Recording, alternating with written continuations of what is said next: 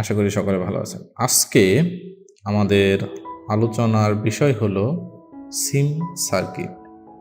Mobile সার্ভিসিংয়ের সবচেয়ে ক্ষুদ্রতম একটি সার্কিট, যা খুবই সহজ এবং কি খুব ইজি একটা সার্কিট। তো এই সার্কিট নিয়ে আজকে আমরা আপনাদের সাথে আলোচনা করব। আগে আমরা সিম সম্পর্কে একটু বুঝে নিই। যেমন সিম কার্ডের যে কানেক্টর যেটা থাকে, নর্মালি আমরা জানি যে 6টা পিন থাকে। এই 6টা পিনের মধ্যে কোন পিনের কি কানেকশন আমরা সেটা বুঝে নিই।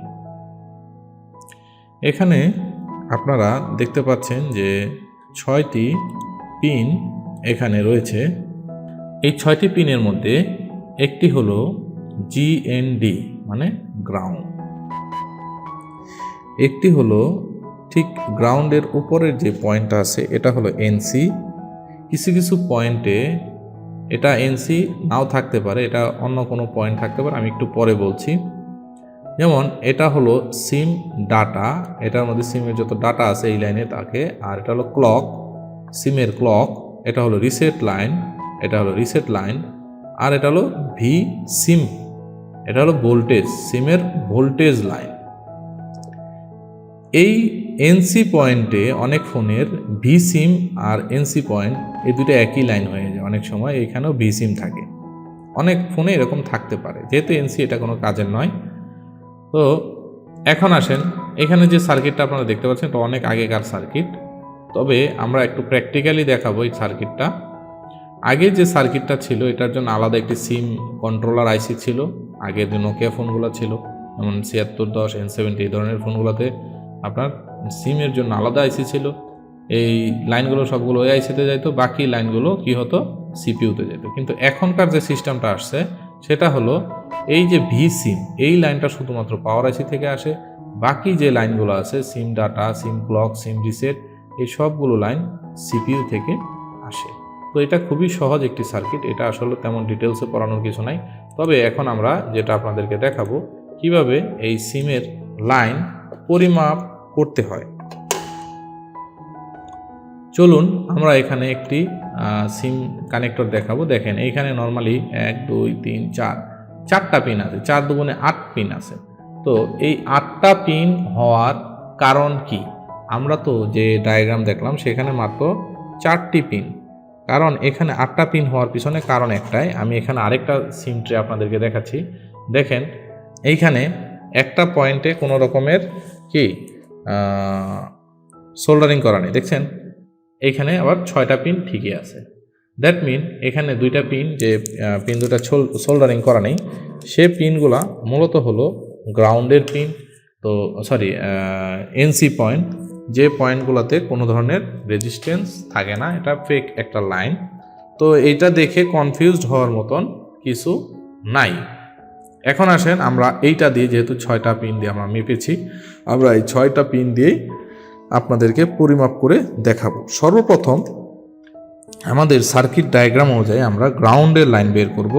যেমন এটা কি, আচ্ছা, আমরা সর্বপ্রথম আমাদের গ্রাউন্ডের লাইন বের করব।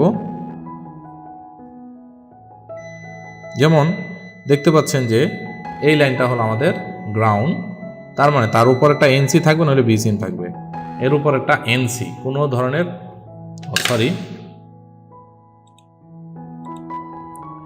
আবার মেপে দেখাচ্ছি। যেমন এটা হলো গ্রাউন্ড, এটা হলো এনসি, কারণ এর মধ্যে কোনো ভ্যালু নাই, ওয়েল। এটা হলো আমাদের সিম ডাটা, দেখতে পাচ্ছেন 456 ভ্যালু আছে। এখন আসেন আমরা আরেকটু এদিকে আসি। এইখানে যে পয়েন্টগুলো আছে, এই পয়েন্টটা হলো ক্লক 523, এটা হলো রিসেট 606, আচ্ছা, এইটা হলো ভি সিম মানে 536, এটা হলো আমাদের পজিটিভ ভোল্টেজ। এখন আসেন আমরা আরও একটি সিমের যে কানেক্টর, যেটা আমরা 8 পিনের কানেক্টর, সেটা আমরা চেক দিব। এইখানে কি দেখেন, নর্মালি আমরা এখানে যখন চেক দিব, এখানে কি আসতেছে, এনসি আসতেছে। তার নিচে আমরা চেক দিব, এখানেও এনসি আসতেছে। তার নিচে আমরা চেক করে দেখি, আবার চেক করি। যেমন এইখানে আমাদের কি আসতেছে, গ্রাউন্ড আসতেছে, তারপরে আমাদের নিয়ম অনুযায়ী এটা এনসি আসবে, তারপরে কি আসবে, এটা হলো ডাটা, সিম ডাটা লাইন দেখতে পাচ্ছেন। এর উপরেরটা কি আমরা একটু চেক করি, এখানে ওয়েল, তাইলে এই পাশে এটা ওয়েল থাকার কথা, দেখেন ওয়েল আসলো। তাহলে আমরা এইখানে চেক করব, এই লাইনটা চেক করব, এইখানে কত আসে দেখতে পাচ্ছেন। এইখানে হলো সিম ক্লক, আর এটা হলো সিম রিসেট, আর এটা হলো ভি সিম মানে ভোল্টেজ অফ সিম।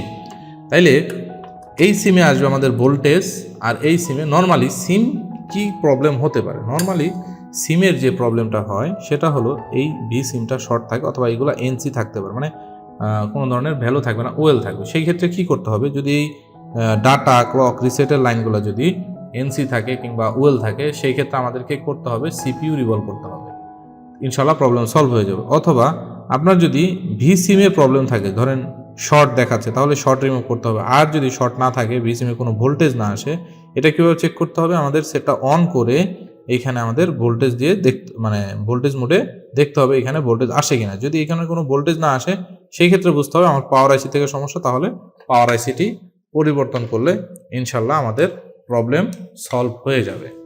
তো আসলে সিমের সার্কিটটা খুবই ছোট্ট এবং কি খুবই সহজ, এটা আশা করি আপনারা খুবই ইজিলি বুঝতে পারবেন, আর এটা কঠিন কোনো সার্কিট নয়। আর এই বিষয়ে ইনশাল্লাহ আপনাদের কোনো কনফিউশন থাকবে না, কারণ এই সিমের সার্কিটটা অরিজিনালি খুব ইজি এবং কি ছোটো, আর এটা খুবই কম আসে এই ধরনের প্রবলেম। তো যাই হোক, আমি একদম ফুল ডিটেলস আপনাদেরকে প্র্যাকটিক্যালি দেখিয়ে দিলাম, প্লাস সার্কিটটাও দেখিয়ে দিলাম। তো ভালো থাকবেন, আজ এ পর্যন্তই, থ্যাংক ইউ।